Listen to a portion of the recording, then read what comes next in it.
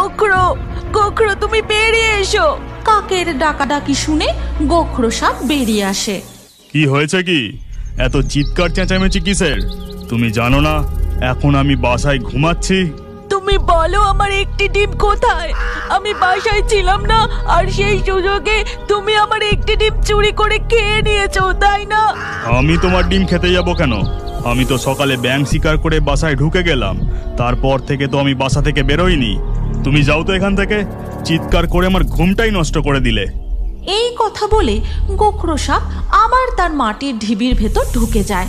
মিনু কাকা উদাস হয়ে তার বাসায় ফিরে আসে। এরপর ধীরে ধীরে রাত হয়ে যায়।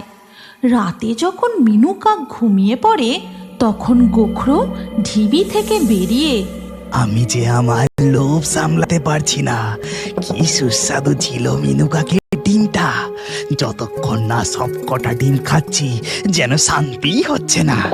কাক এখন ঘুমিয়ে পড়েছে, এই সুযোগে গাছে উঠে আর একটা ডিম চুরি করে নিয়ে আসি। এই বলে গোখরো সাপ চুপি চুপি গাছে উঠে মিনু কাকের পাশ থেকে একটি ডিম মুখে করে তুলে নিয়ে পালিয়ে যায়। এরপর সকাল হতেই মিনু কাক দেখে যে তার পাশে দুটি ডিম নেই, আছে একটি ডিম। হায় হায় হায়, এ কি হয়ে গেল? আমার ডিম কে খেয়ে নিল? কে চুরি করলো? মিনু কাকের কান্না দেখে একটি টুনি পাখি উড়ে তার বাসার কাছে আসে। কাকের মুখে সমস্ত ঘটনা শুনে টুনি পাখি বলে, আমি নিশ্চিত ওই গোখরো সাপই তোমার দুটি ডিম খেয়েছে।